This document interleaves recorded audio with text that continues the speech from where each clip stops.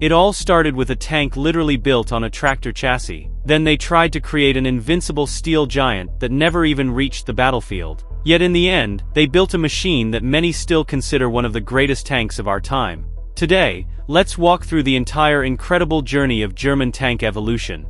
World War I and interwar period. A 7V. This monstrous beast was Germany's very first tank, a 30-ton steel box on tracks that looked more like a mobile fortress than a fighting machine. In its very first combat at Villers-Bretonneux in 1918, it smashed straight through British lines and captured an entire village before being stopped by artillery. Only 20 were ever built, yet the A7V proved that Germany could create armored monsters even while the world was still figuring out what a tank actually was. Like tractor. Secretly developed in Sweden to bypass the Treaty of Versailles, this tiny 37mm gun tank was Germany's first serious attempt at modern armored warfare. It never saw combat, but its lessons shaped every panzer that followed. The Germans even painted fake civilian markings on it to hide what they were really building. Großtraktor. A 75mm armed monster that weighed over 16 tons and looked like something from a mad scientist's notebook. Built in complete secrecy in Sweden, only 6 were made, yet they proved that Germany was already dreaming of heavy tanks years before Hitler came to power. One of them was even tested with a wooden mock-up turret just to confuse foreign spies. Neubaufahrzeug. This bizarre multi-turreted beast carried both a 75mm and a 37mm gun, a walking arsenal on tracks. Only 5 were built, but one was actually sent to Norway in 1940 for propaganda photos. It was slow, unreliable, and completely impractical, yet it became the direct ancestor of the Panzer IV. The Germans used it in parades to show the world they already had super tanks. Panzer I. Germany's first mass-produced tank was so small it could barely carry 2 crew members, and was armed only with machine guns. Yet it fought in the Spanish Civil War and gave the Wehrmacht its very first armored combat experience. Over 1,800 were built, turning thousands of young Germans into tankers who would later conquer Europe. It was so light that it could be transported on ordinary trucks. Panzer II. The 20mm gun version that became the backbone of the early Blitzkrieg. It was fast, reliable, and could outrun almost anything in 1939. German crews loved it because it was simple to maintain in the field, and it taught them the lightning-fast tactics that would shock the world in Poland and France. It remained in production longer than anyone expected because it was so easy to manufacture. Panzer III. This was the tank that was supposed to be Germany's main battle tank. Early versions had a tiny 37mm gun, but later models received the powerful 50mm. Over 5,700 were built, and for 2 years it was the best medium tank on the planet, until it met the T-34. Its turret ring was later reused on the Stu G3, making it one of the most influential designs of the war. Panzer IV. The workhorse that fought from the first day of the war until the very last. Its 75mm gun was upgraded again and again, and it outlived almost every other German tank. More than 8,500 were produced, the only panzer that stayed in production throughout the entire war.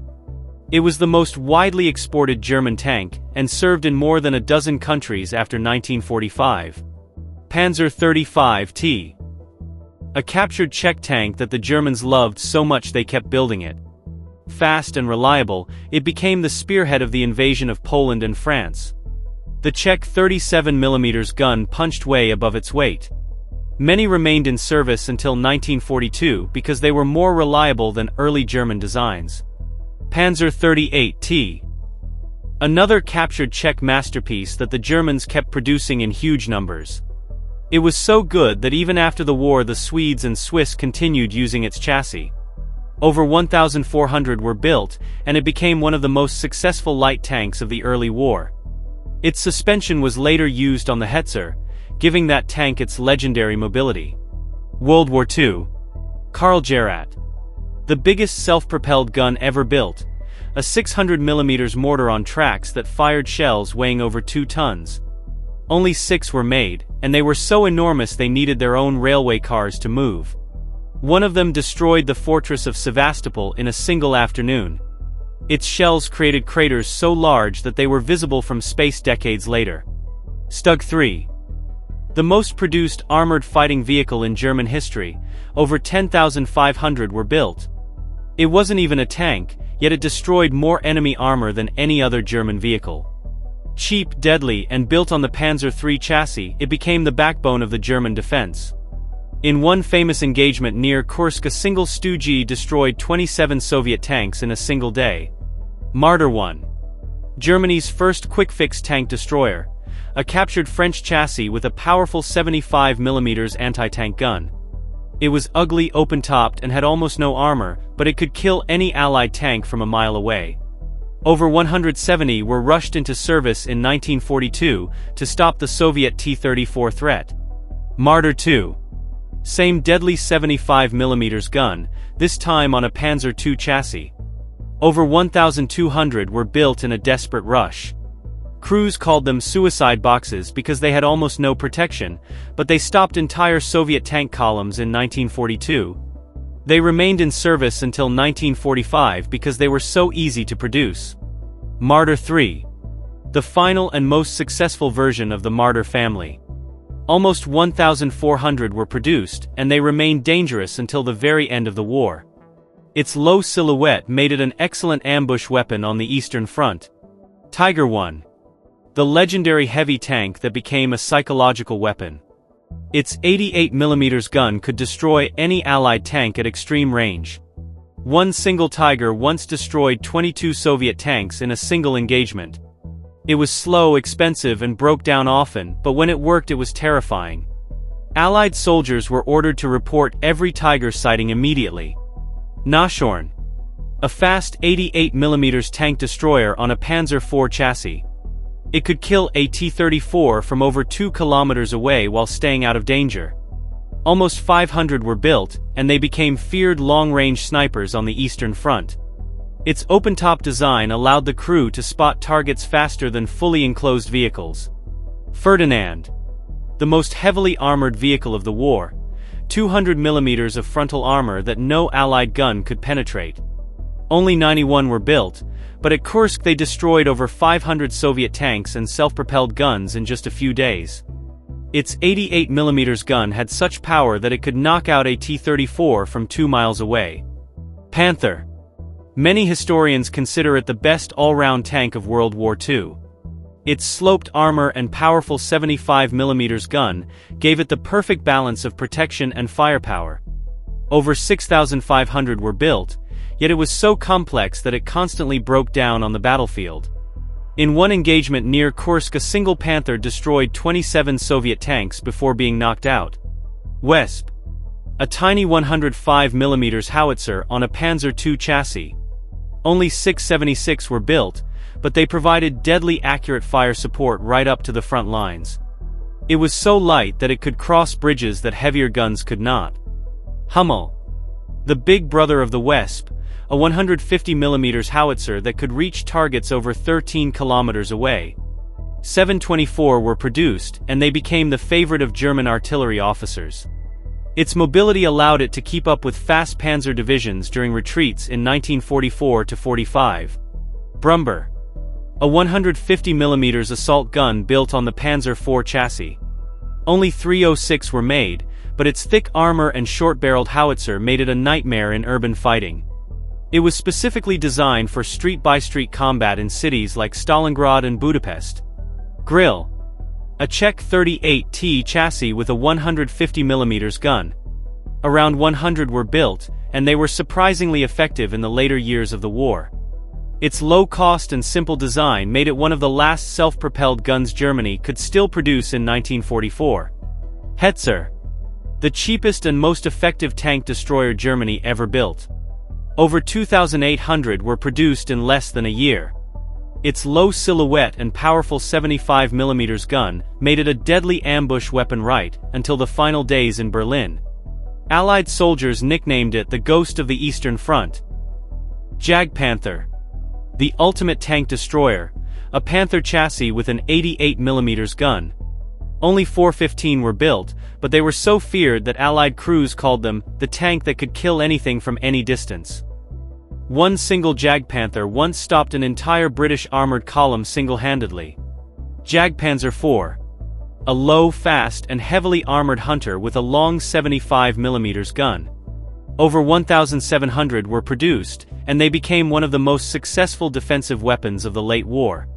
Its sloping armor was almost as effective as the Panther's. Tiger II, King Tiger. The most powerful tank of World War II. Its 88mm gun and 180mm frontal armor made it almost invincible from the front. Only 489 were built, but each one was worth an entire platoon of Shermans.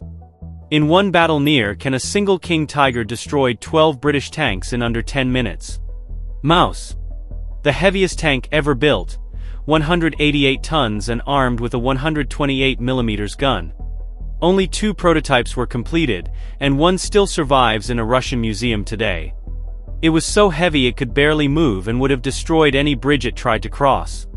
Its armor was so thick that no Allied gun could penetrate it even at point-blank range. Sturm Tiger. A 380mm rocket launcher on a Tiger I chassis. Only 18 were built. It could fire a 1.5-ton rocket that destroyed entire city blocks in a single shot. Its psychological effect was so great that Soviet soldiers called it the voice of God. Cold War era. Leopard 1. Germany's first post-war tank and one of the most successful designs in history. Over 6,400 were built and sold to more than a dozen countries. Its incredible mobility and powerful 105mm gun made it the standard for NATO for decades. It could reach 65 km per hour on roads, faster than many modern tanks. Cannon and Jagdpanzer. A fast, low-profile tank destroyer armed with a 90mm gun. 770 were built, and they served as Germany's first line of defense against Soviet armor during the Cold War. Its low silhouette made it almost impossible to spot in the German forests. Raketen Jagdpanzer I and II, Jaguar. The world's first tank destroyer armed exclusively with guided missiles. It could destroy a tank from over 3 kilometers away while staying completely hidden. Around 370 were built, and they completely changed German anti-tank doctrine. The hot missile could penetrate over 800 millimeters of armor. Gepard, Flakpanzer. The most successful anti-aircraft tank of the Cold War. Its twin 35mm cannons could shred aircraft at 4,000 meters. Almost 430 were built, and they protected Leopard divisions from Soviet air attacks for decades. It could fire 1,100 rounds per minute and track targets at Mach 1.3. Leopard 2. The tank that redefined modern armored warfare. Its revolutionary composite armor and 120mm smoothbore gun made it almost unbeatable in the 1980s. Over 3,600 have been built, and it remains one of the best tanks in the world even today. In 1991, it proved its superiority during the Gulf War. Leopard 2A4. The most produced and most famous version of the Leopard 2.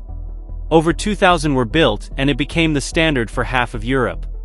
Its fire control system was so advanced that it could hit moving targets at 3 kilometers while driving at full speed.